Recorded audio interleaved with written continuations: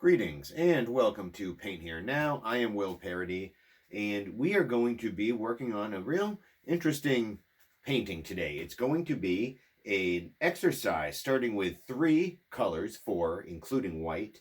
We're going to start with the primary colors of red, yellow, and blue. We're going to mix them to get the other colors and all kinds of interesting colors that we're going to get from there. Add some white, and we're going to experiment and see what color shows us as we mix it and see what a variety of color and all of the possibilities that we have for painting that we get from just using red, yellow, and blue. And then, but what we're going to be doing is more than just an exercise, is we're going to be doing this exercise with the idea that this will be a painting. And so today we're going to start this, and over the next few lessons we're going to continue to build this and see how, even with an exercise starting with what we're going to start with, and as I'm showing and instructing, I'm going to try to build into an actual painting. And I encourage you to get some ideas from this and do your own painting. Not like the one I'm doing, but something that gets some inspiration from this and that you can paint and maybe learn. If you've never mixed colors this way, then you can learn how to mix them. So it's going to be a lot of fun, and we're going to get right to it. But before that, we're going to take a look at this palette. If you've seen this before, and even if you haven't, I'm showing you now, but I like to use a yogurt, well, sometimes I use yogurt containers. This is an ice cube tray. And an old ice cube tray or recyclable or reusable materials like this work really well for acrylic paint palettes. After the paint dries, you can peel it off most of these plastic surfaces, and I use it in a lot of the thick paintings that I do, and it works great. You can keep reusing things. And this is acrylic that we're using. In case there's any questions, it's water soluble. It dries much faster than oils, so that's something that is both a benefit and a blessing and a curse, as some people might say. But I think that I enjoy acrylics, and that is a big part of it. So we're going to start with our blue, our red, our yellow, and also our white in our container here, and we're going to mix a lot of our colors on our surface. I'm using a paper here. You can use canvas, you can use anything. This will work for our purposes. Show you our brushes here. We have a brush like this, which makes, and I might as well start the painting, and we'll start clear. Maybe you can see that very faintly. So this brush makes a mark like this, or if you paint it this way, something like that. So maybe you can see that. Now that'll dry some. It might leave a little tint because I cleaned this a little bit, or well, the brush still had a touch of paint, water on it, but we'll barely notice, and it'll mix right into what we're doing. And so I actually kind of like that. Starts off a little linear, but with these marks have some nice little balance, something to it. So hey, there we go. Painting is a big part of painting, I should say, is about the feel of things and the rhythm, and allowing marks to form together to try to make some sort of sense or some sort of interest, some contrast that gets resolved, and it can be anything. So we're going to have a lot of fun mixing our colors. So that's that brush. Then there's big brushes like this and a bunch of some smaller ones. Oh, hey, all right. Well, there we go. That's a start. Sometimes you have fun, things like that happen, and you work it into what you're doing. So on that awesome note, we're going to shrink on in, get a little closer view, and we're going to work on this painting. All right, so we're going to get started here, and we're going to start with our lightest color, lightest in value, as they say. Value, as it happens, means the lightness of something. So white, of course, as a color is extremely high in value because it's all light, and then yellow is got very light. Red, this red and this blue aren't all that far apart. The red probably a little lighter, but the blue is, especially after it dries. But often blue can get much darker. So can red. But yellow tends to stay higher in value until it becomes something else. So we're going to start with yellow, and yellow is such an incredible color. We're going to put some yellow right in here, I think. I think that should work for what we might want. Yeah, that'll work. I like that. Yellow right there. Why not? That's a nice little spot. And we're going to add more yellow to things anyways as it happens. We're going to start just with this. I'm going to take my paintbrush, as you can see, and I'm going to wipe the excessive paint off a little bit. Now, my clothing is covered in paint, and so I wipe my brushes generally on my clothing, and that's the whole point. And I don't have to waste paper towels or this and that, and it gets on there and tends to stay on mostly. Anyways, it dries, and there we go.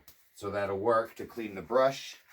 And I didn't even use water in that case, excessive, the water technique. We'll get there. The special technique of water boxing. The old song. My water technique is hard to beat. Anyways, red is next. So you can see the lightness. So yes, we have, in fact, it's cool the way it happened, where we were, I played a little with the brush and we got this blue mark happening here. But you can see this power of this yellow, this large yellow shape and this tiny little blue. That's a kind of an intense little scene. That's pretty neat. I mean, that could be a painting and someone could get meaning out of it, to be perfectly honest. And this is one of the magics of art, minimalist art, modern art, and things like that. Even if there's little intent involved, like with this one just so happened to have some compositional value, some compositional quality about it with its contrast. This much lighter color, bigger shape, darker color, much smaller shape, happens to be two of them. Actually, if you look closer, there's like 5 of them distinct or more, because there's tiny dots that the thing made, which is awesome. It helps. It makes it think that there's a group looking at this thing. There's so much evocative imagery or feeling that can come from appreciating this relationship. And if you let alone backing up and seeing it in this larger picture of things, then it becomes something else, almost something less intimate. Perhaps as a larger being. Maybe this is one eye of something, and this is another eye that's different, or who knows? It could be so many things. It's not the direction necessarily we're going to go.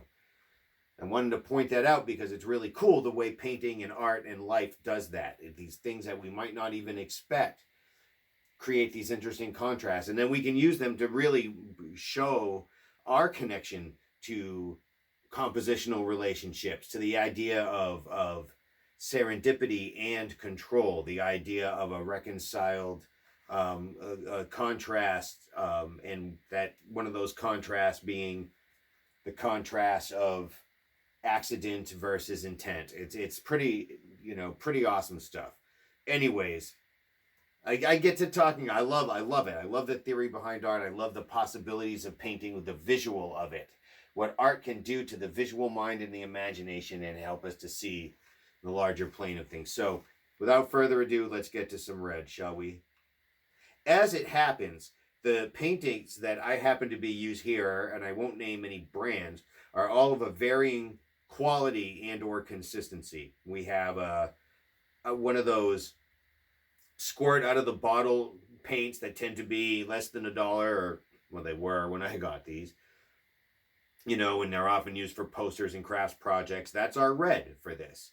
Our blue is of a tube of low to medium grade paint. I like it. I kind of like the way it dries. I think it mixes well. I think it's a good acrylic paint. It would maybe be in the student kind of category, but I think it's very useful. So I like this paint. The price is very, very reasonable. Then our yellow is probably per capita the more expensive of the paints, although it's very reasonable in price, and it's an excellent paint. It's a very good professional quality acrylic paint, and it's got a good thickness and the sheen, and it's awesome stuff. And a lot of the differences of qualities, how does it dry? Does it look chalky? Does it look like you can almost wipe it off with your finger? Does it change a lot? Does it can maintain a boldness and almost a freshness? So there's, when you mix it, does it maintain strength, or does it get completely dominated by another color? when you do brush strokes, is it easy to see through, or does it have a nice solid consistency most of the time, unless you want to have it seen through? There's all these different things that you can, that determine the quality of a paint. But they all can be used. They're all viable. I'll just put it that way. They're all viable creatures in the larger universe of art painting. So let's get to some red. My thoughts about red, I guess. Yeah, we'll just do it like this. We'll make this work. There's red. See? But for like a squirt crafty paint, it works just fine. That's a nice color. It's going to work real good on our paper here. Now you see we had this contrast of this, and now what's this red doing over here? In fact, I didn't necessarily think about incorporating the red in this larger thing because you're going with something else. But now we have this other element. What's this doing? And so it becomes an introduction of contrasts. And so if I kept painting a bunch of red, or if I had kept painting a bunch of yellow till it got almost overwhelming and added the red, you'd have your contrast. If I painted that in, it would no longer be a contrast. I'd add a blue contrast, paint that in, no longer a contrast, and so on and so forth.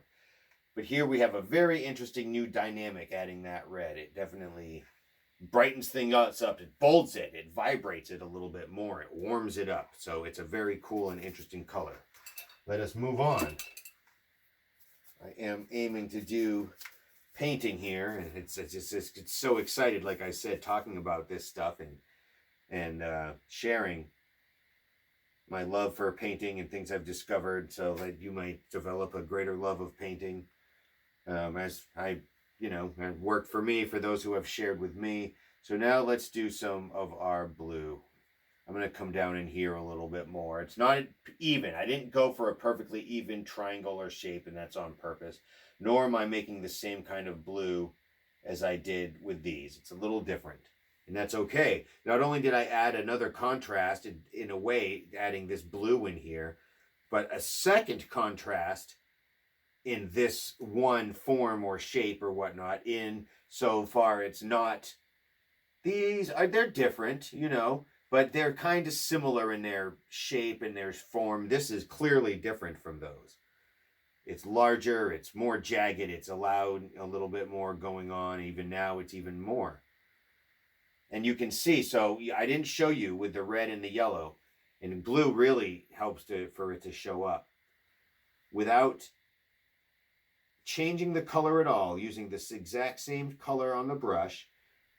I didn't even add any water, by spreading very lightly, whoops, a little heavier there, but very lightly, this paint, I can get different light tones of blue, different dark blues, come down here and see the gradations. It's so cool. Just mix it in a little bit here. So those are two different blue colors, right?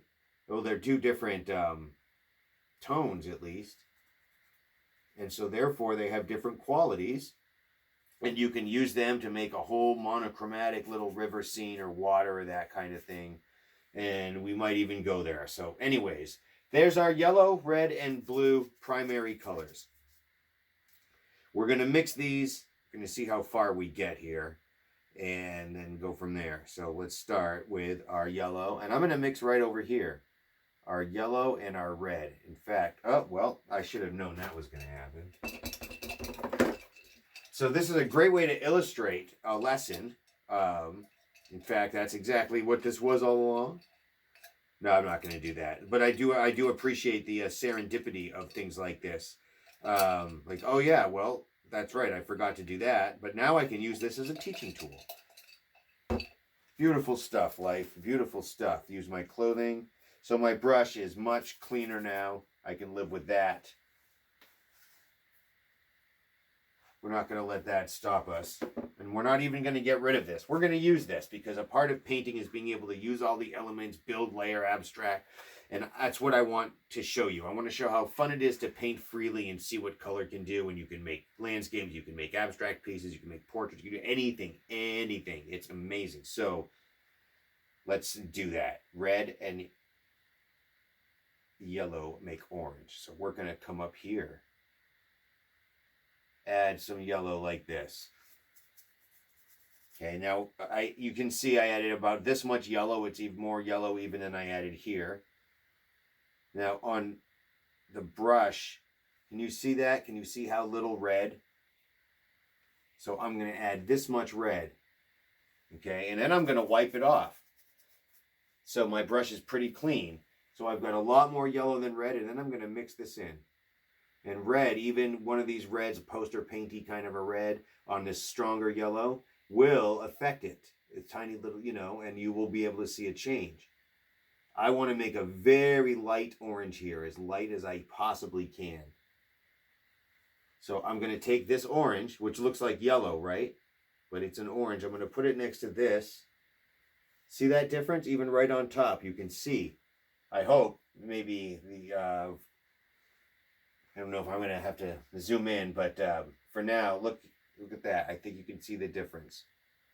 Oh yeah, I think that's pretty clear if you look. So there's tiny little bit of red. We made a darker yellow, which is essentially an orange, kind of an orange. We added some red, and now we have a very, very, very, very light orange. So we're going to do about the same thing. We're going to take that tiny little bit of red, just to mark. Going to do that on this. Well, a little bit more this time. Clean the brush, mix it in some. And then again, it's subtle, but it's there, and we can see the difference again. See on top of that, a little bit darker. And see, by just adding a little bit, we can make these beautiful gradations. And that is how you can make things look like they're shadowing. Like if you look at a shadow, it's not just bright color, dark color. There's a whole bunch of colors that gradiate into each other. And so by adding tiny little bits of color like that, you can do that. So just from going from one primary to the next, we can have that gradient that shows the progress into it. So now we're going to do something a little bit bolder. We're going to pick up the pace a little bit and add a lot of red. And now we're looking at more of a red-orange than a yellow-orange.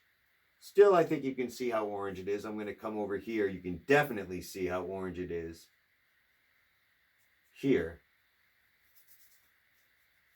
And then now it's going to be like in reverse. I'm going to add a little yellow.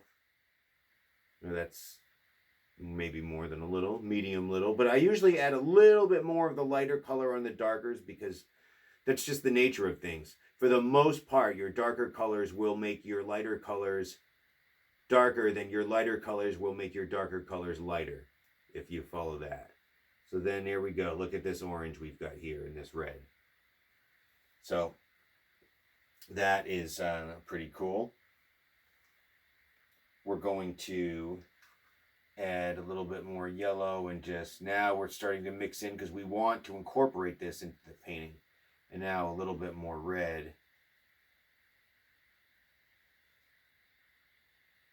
And just see. And see how warm that is? It's almost flame-like. It could be a little turn into a bird here or a bat or something or anything. Flowers.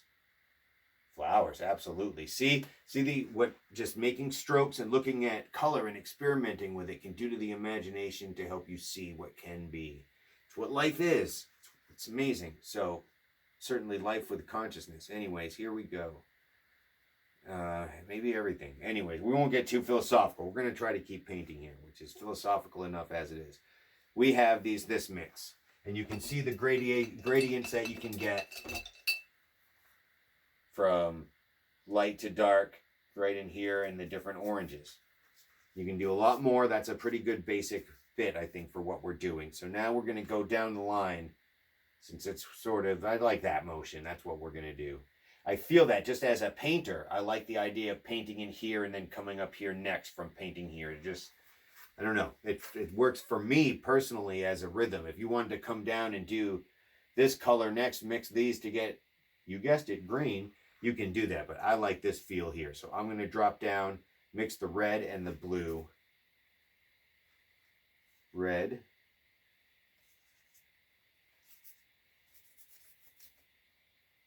Blue. Let me drop a little of that down. We need a little bit more red. So when you mix red and blue, you get purple. This is going to be interesting because of the types of red and blue we're using, but I think it's going to look neat. It's also going to be a good place to start demonstrating what white can do. So the way I see it is blue, and I've read this and seen this before, is with your purple's a little bit more on the blue side. It's like it's more like purple, but if it's more on the red side, then you could call it more on violet. I guess that's one way of looking at it. But it's again, it can really make your colors get a lot darker. So that's an interesting look at that with that blue and that red. How much darker you add this color, which is kind of light, to this color, which is, I mean, they're middle, and this is middle, and you instead of getting another middle color, you get this dark color. It's awesome. So before we add some more red and blue to it to get a different feel, either more warm and more violet, and more cool and more purple. Let's see what yellow does. Yellow. We'll get to that, but we're gonna do white. There we go. See, it's neat. This is a gray kind of a purple. I really like it. It's a neat. This color's all over the place in nature, in flowers, and clouds, and water, all over the place. You see that? That's beautiful. That's a purple right there. That's mixing red and blue together with some white. Beautiful color. So we're going to add a little bit more red to it. We're going to, because this is a very blue, it's blue dominant. Let's add some red and see what happens. Another color that you see a lot in nature, in the sky. You know, again, in flowers, in water. Say that about a lot of colors, especially the cool colors. See what we can do with purple again. We're making these neat. I keep thinking water. I keep doing these water motions, but it's really cool. We can do with just, and if you use different blues and reds than this, you're going to get different purples. And we will end up doing that.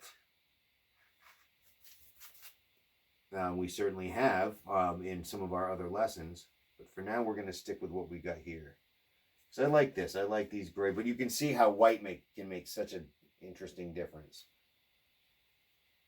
Now that will make it very blue. A little bit more red. A lot of it is mixing and experimenting and seeing what happens. I like that. It's nice colors. See that with the blue? It's a purple. It's a gray purple, especially with that white. And that's what's happening with the colors we're using, but it's purple. We're going to, you know, in our lessons, we see all kinds of like different purples, some really bold purples, more traditional purples. But as you can see, especially with the mixture of white in them, how useful colors like this are.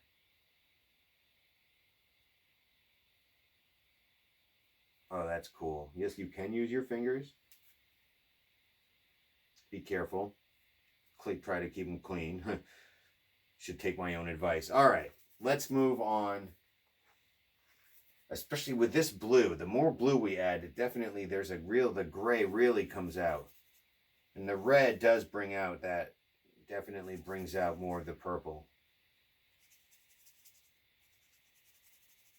I was nicknamed Professor Purple by some friends many years ago. They moved away, but good people. I like that. See, that's a nice purple.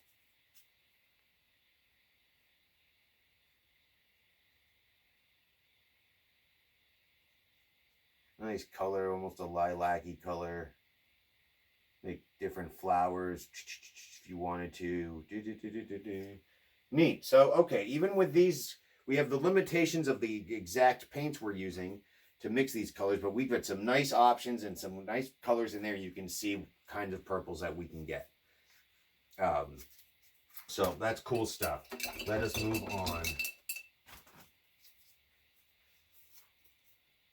to the green, which is, I don't want to say it's everyone's favorite. It's a perennial favorite. Yellow and blue make green. It's something that most people know and it's fun.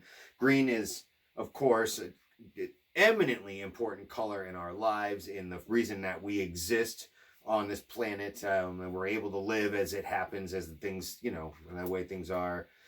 create oxygen for us, the trees, green, life, photosynthesis. It's amazing, and it's such a wonderful color, and it brings a good feeling, and it's so versatile. It can be light and bright and electric and toxic almost, and it can also be just very warm and dark and almost gray, almost black, and it just incredible, incredible color. So we'll take our yellow again. We will add our touch of blue rather than, remember, like we did. I happen to get just a little bit on here, so I'm not going to use any less than that. Definitely see a green though.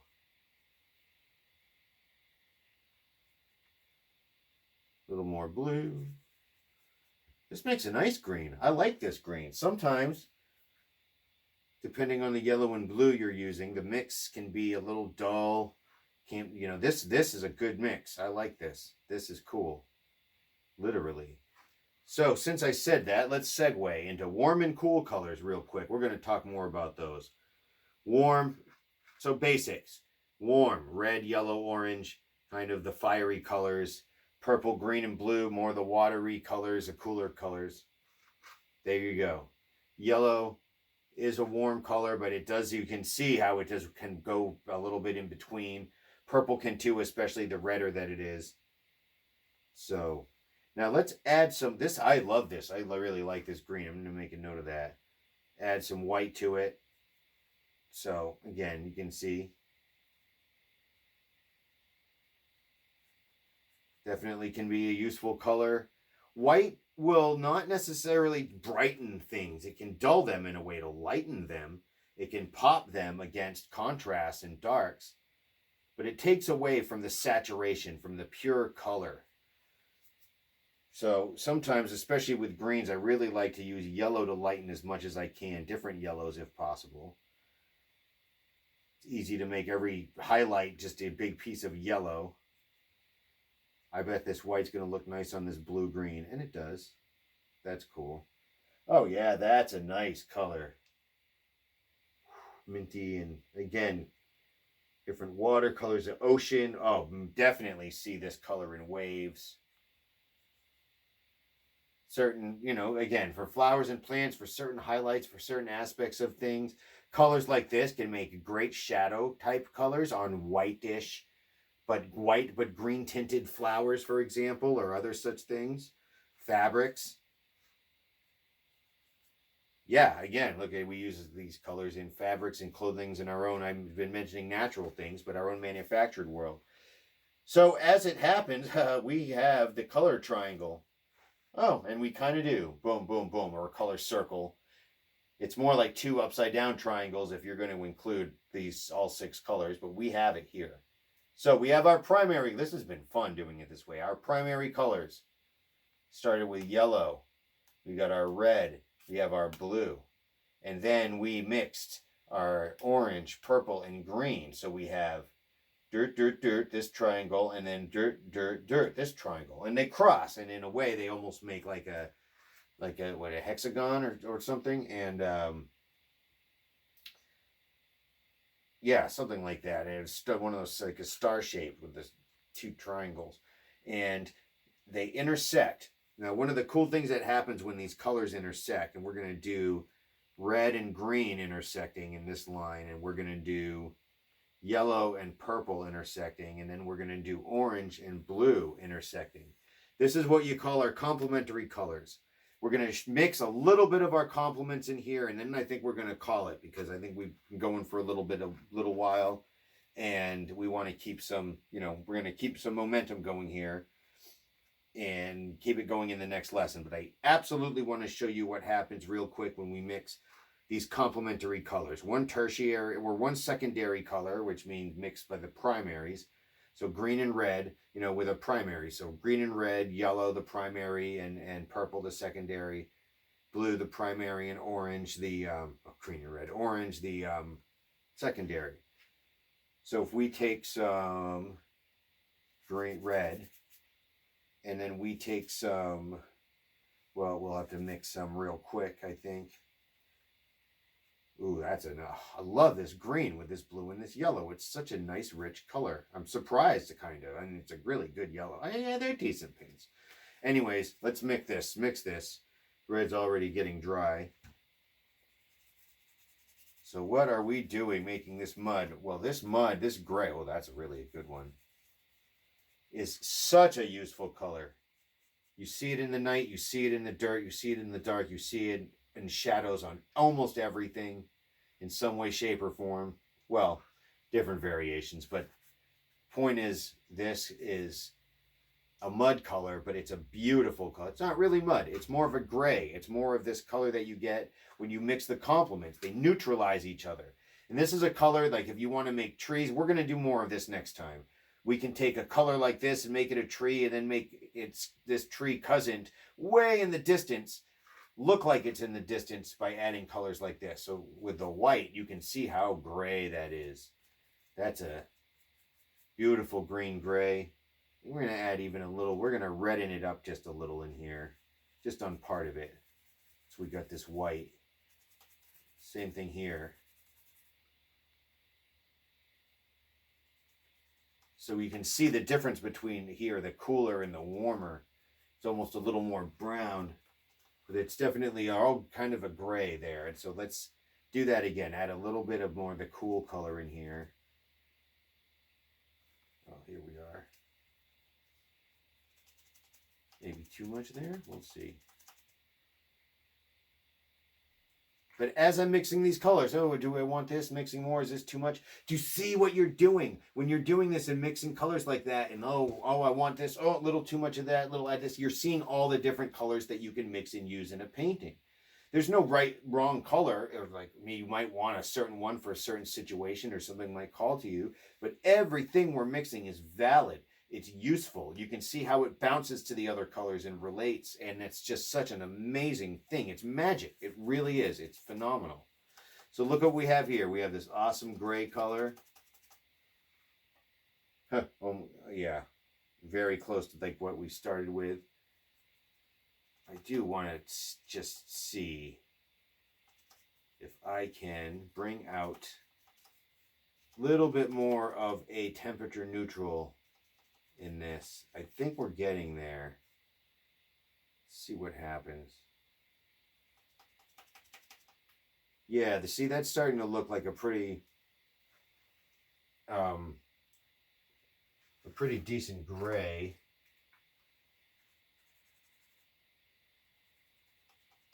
And of its own sake.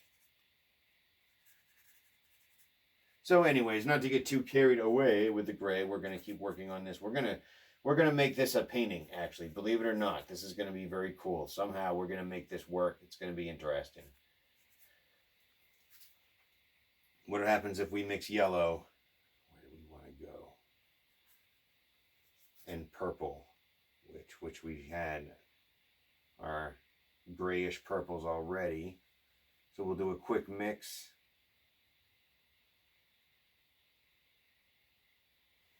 So well, that's nice, actually. Didn't quite get something quite like that before. Real nice color. That's a beautiful color.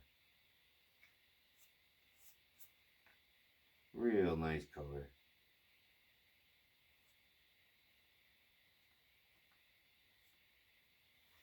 Beautiful. Oh, you just get, it's so easy to get lost in these colors. So let's get back to this. It's a very bluish purple, so it's going to be more of a green. So I'm going to turn it a little bit more red, honestly. We're going to try to, because that will bring out a little less of, because yellow and blue make green, right? So if you have a very blue purple and you're mixing it with yellow, you're going to get a green gray. It's beautiful. It's a beautiful color. Awesome color. Really neat color. A little more white. Oh yeah, neat. But we're going to add a little bit of this. Take a little bit more yellow. Now we're getting something a little bit more on the gray side. Gray, brown. Still greenish, you know, there's always going to be a little of that. Oh, I'm going to like this with the white. Oh, see that? Look at that. Boom. How cool is that? So really nice. Almost a yellow gray in there, and here's getting more of a temperature neutral gray.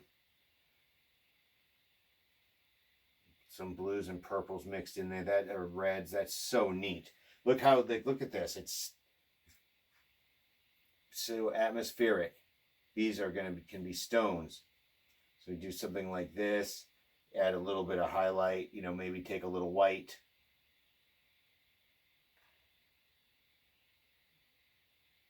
Highlight an area a little bit, blend it a little, kind of like that. Take a little bit more white and then do a nice little bit of one bold mark somewhere in there to really announce it. And then what I like, sometimes I'll bring it out depending, you know, just a little blending in. Try to keep some of the pure boldness, however you want, you know, kind of like that, different marks to. And especially when I'm doing a rock or something, I might keep the strokes rather than squiggly, a little bit straighter or flatter sometimes, or something like that. Anyways, well, I changed my mind because I want to do something just a little different, a little bit more of a light area, not just one little small section. Blend it in just a little bit. Rocks aren't cylinders. It doesn't blend. Light and dark don't blend quite the same. They aren't really round. Yeah, all right. Without getting too carried away, because this was not the point. This was a sidetrack.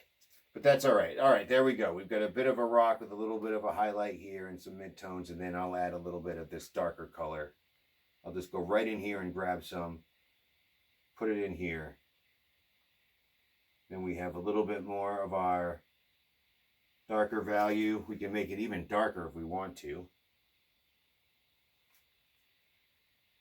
So, sort of mixing real quick, just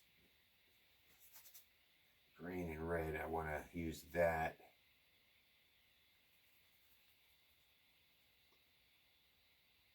And then a little bit of blue.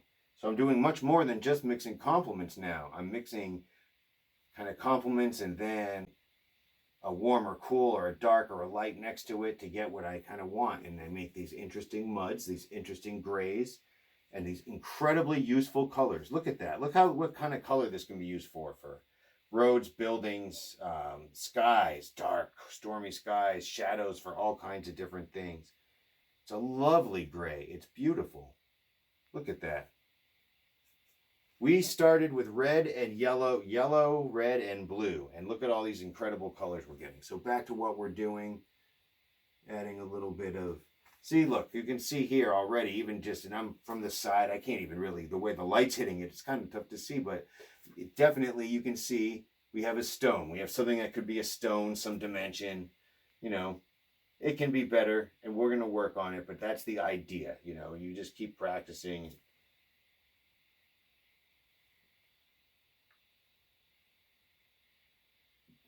Light's really kind of hitting here, so we'll take a little bit of more dark and just really darken this up here since the light seems to be hitting there. Anyways, and we can go on and do variants. I like bringing it in. Get inside. Sometimes it's fun to just get sidetracked on things, and then we do something like that. You can take sometimes a color, whatever you want, what's on your brush, and just mix it in and see what kind of gray or what kind of warm or muddy color you might get.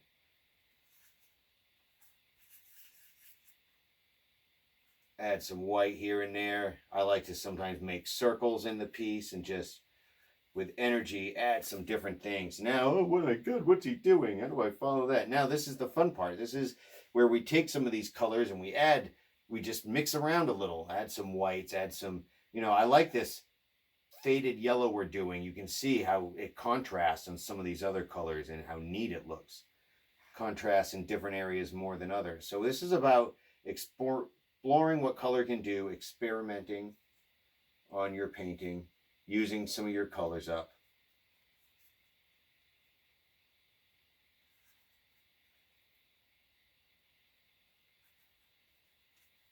Oh, that's really, necessarily care for that form I made, but I guess it does have some merit with these. So we won't leave these little red things alone. One thing that sometimes, like especially like this, we turn this to trying to make this a painting, but I used these straight lines as a very chalkboard-like example. That's all right. We'll give them a little fringe. We'll learn how to incorporate them in. These kinds of lines can turn into circles. You can already see there's a spoke-like quality. There's almost a circular-like quality. There I go, finding my big compositional circles again, but there we go. We had a lot of fun working on this. We can keep on going, and we're going to come back to it. We got a basic idea of what happens when we mix our complementary colors. In all fairness, I really didn't do the blue and orange, did I? So let's do that, and then we'll move on. Mix my orange real quick here. That will work. Come into some blue. It's definitely on the greenish side. It's a beautiful color. That's often the case depending on what you're using. I'm going to add just a little bit more red, which is to say a darker orange, especially since this was such a, it's a middle blue, but it's not the darkest blue. So this is almost like, in a sense, making a little bit of a darker orange, and so that you can see the gray and the brown coming out some more. I always like this as a shadow color, as a brown, and as a particular kind of gray. I really liked them all, but I remember there was a point in high school where I really liked the orange and blue combination.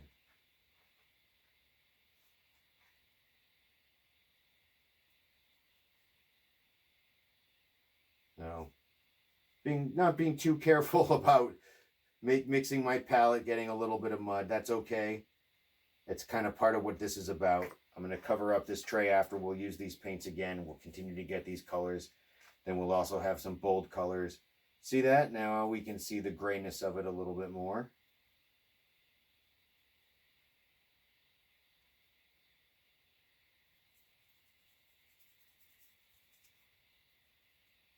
Oh, yeah.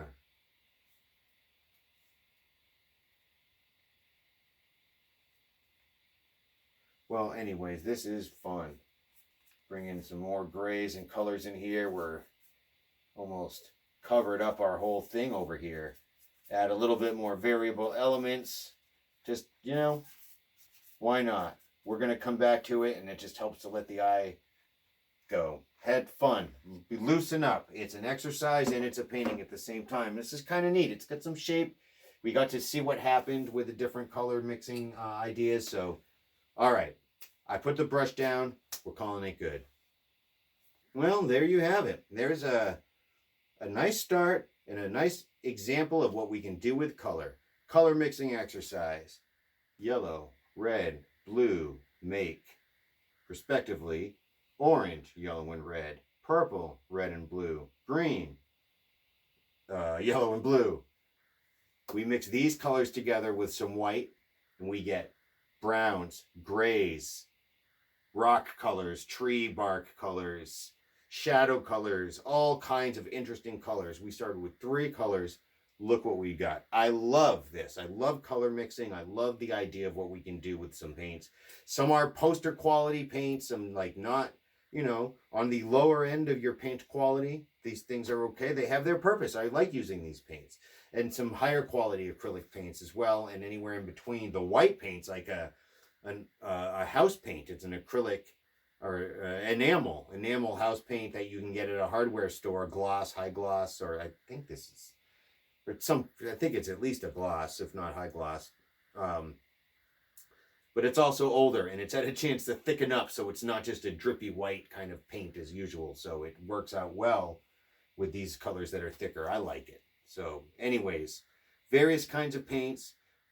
We can mix them with a glaze if we want to, or a gel. I often do that with paints to bring out, you know, a life in them and a little bit more gloss or translucency. It can help a lot, I think, with some of these chalkier colors, or you can paint over it and it really makes things pop more. So there's all these kinds of things you can do to make your paints, even if they're quote unquote lower quality, last and be very viable and very beautiful. I mean, use what you got is part of what I say. And I look forward to more experimentation personally and also as people with paints that are not toxic per se, that are not and these are minimal, but still things that come more from the earth, things that we can make ourselves, or that that are much more sustainable, I guess.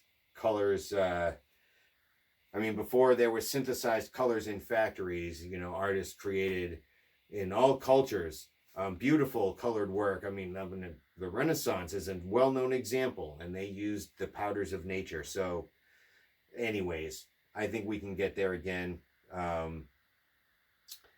We had a lot of fun working on this. We're going to come back and work on it some more for sure. In fact, that'll be this week. We're going to work on this piece. We might cover it up a little bit in areas and re-demonstrate and rebuild it in, but we're going to show how mixing our colors like this and allowing an exercise to also be a flow of conscious and using imagination to make it a piece can really turn into something cool.